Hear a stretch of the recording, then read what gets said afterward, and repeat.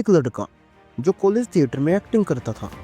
किसी ने सोचा भी नहीं था कि वही लड़का एक दिन पाकिस्तान की मिलिट्री यूनिफॉर्म में होगा और एक्टिंग नहीं, असली जिंदगी में एक ऐसे रोल में घुस चुका होगा जहां एक गलती और मौत समझो पक्की। ये कहानी है रविंदर कौशिक की, भारत के सबसे डेंजरस और डेयरिंग सिपाही की, जो दुनिया को सिर्फ एक नाम से याद था, द ब्लैक टाइगर। सुनो, मैं वो हूँ जिसे तुम भूल गए, जिसने अपनी पहचान सिर्फ तिरंगे के लिए छोड़ दी। सुनो। सो हेलो एवरीवन, स्वागत है आपका एक और नई वीडियो में। और आज हम बात करेंगे रविंदर कौशिक की कहानी के बारे में। आई एम श्योर आपको पता ही नहीं होगा इसके बारे में। तो चलिए बिना किसी देरी के शुरू करते हैं इस वीडियो को। 1952 श्रीगंगानगर राजस्थान, एक मिडिल क्लास पंजाबी परिवार जिसमें था रविंदर एक ब्रिलियंट स्टूडेंट और पैशनेट एक्टर था। कॉलेज स्टेज पर उसकी परफॉर्मेंस ने सिर्फ ऑडियंस को ही नहीं बल्कि रो के रिक्रूटर्स को भी इम्प्रेस कर दिया। उस वक्त भारत को कुछ ऐसे लोग चाहिए थे जो दूसरे देश में जाकर पूरा का पूरा कैरेक्टर जी सके, और रविंदर ने इस रोल के लिए अपनी असली जिंदगी तक छोड़ दी। 2 साल की रो की ट्रेनिंग के बाद रविंदर अब उर्दू, कुरान, इस्लाम के कस्टम्स, पाकिस्तान का ज्योग्राफी, उनका आर्मी स्ट्रक्चर सब कुछ डिटेल में सीख चुका था। अब 1975 रविंदर बन गया नबी अहमद शकीर। कराची यूनिवर्सिटी से लॉ की पढ़ाई की, फिर ज्वाइन की पाकिस्तानी आर्मी, और अब एक इंडियन उनकी फौज का ऑफिसर बन चुका था। शादी हुई एक पाकिस्तानी लड़की से और एक बेटा भी हुआ, पर असली काम था दुश्मन के दिल से भारत के लिए इंफॉर्मेशन निकालना। 1979 से 1983 रविंदर ने इंडिया को पाकिस्तान की military planning, troops movement, defence secrets सब कुछ भेजे। पाकिस्तान की न्यूक्लियर एक्टिविटीज तक की इंफॉर्मेशन अब रो के पास थी। उसकी वजह से इंडिया ने कई स्ट्रेटजिक डिसीजन भी लिए। उसकी वैल्यू इतनी थी कि होम मिनिस्ट्री ने पर्सनली उसको नाम दे दिया द ब्लैक टाइगर। वो रो का मोस्ट वैल्यूएबल एसेट था, पर उसकी असली आइडेंटिटी इंडिया के लिए ऑफिशियली डेड थी। अपने माँ बाप, दोस्तों सब से कट चुका था। बस एक ही रिश्ता था, देश। अब 1983 रो का एक और एजेंट इनायत माशी पाकिस्तान में पकड़ा गया। अंडर टॉर्चर उसने रविंदर कौशिक का नाम ले दिया।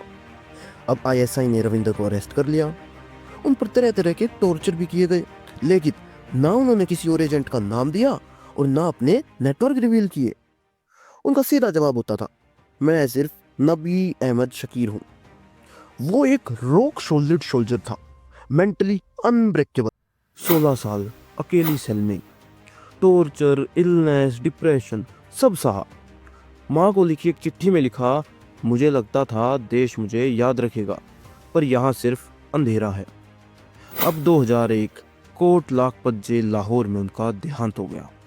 ट्यूबरकुलोसिस ने वो काम कर दिया जो पाकिस्तान की जेल नहीं कर पाई। ना सम्मान मिला, ना मेडल, ना नाम, सिर्फ खामोश। रविंदर कौशिक, जिसे भारत ने कभी ऑफिशियली रो एजेंट तक डिक्लेयर ही नहीं किया। उसकी माँ ने कहा, मेरे बेटे ने देश के लिए सब कुछ दे दिया, लेकिन उसके लिए एक वर्ल्ड ऑफ ऑनर भी नहीं आया। एक था टाइगर जैसी फिल्में भी उनकी कहानी पर आधारित है, पर उनका नाम कभी नहीं दिया गया। उनकी फाइल आज भी क्लासिफाइड है, लेकिन उनका बलिदान वो किसी वॉर हीरो से कम नहीं है। पर क्या तुम मुझे याद करते हो? क्या कहीं मेरा नाम भी है कहानियों में? मैं था तुम्हारा ब्लैक टाइगर, पर आज भी सिर्फ एक साया हूँ इतिहास के अंधेरों में। सुनो, ये कहानी सिर्फ एक स्पाई की नहीं, एक ऐसे देशभक्त की है जो जमीन से नहीं अंधेरों से लड़ता था। एक सोल्जर जो ना बॉर्डर पर था ना यूनिफॉर्म में, पर हर पल देश के लिए जान दांव पर रखता था। जब भारत सो रहा था, ब्लैक टाइगर जाग रहा था। सुनो, वहाँ अंधेरा था पर रोशनी में बन गया। दुश्मन के कैंप में भारत का गीत गुनगुनाया। क्या हमने उनका सम्मान किया? क्या हमने अपने असली हीरो को याद रखा? अगर आप भी मानते हो कि उन्हें शहीद का दर्जा मिलना चाहिए तो कमेंट करो, शेयर करो और चैनल को सब्सक्राइब करो, जहां हम ऐसे ही असली कहानियों को जिंदा रखते हैं। और अंत में उनकी एक बात कहना चाहूँगा, मैं रविंदर था और भारत मुझे भूल गया। The black tiger. मैं तो सिर्फ देश का था, लेकिन देश ने मुझे भूल दिया। फिर भी अंतिम सांस तक जय हिंद कहकर जीता रहा।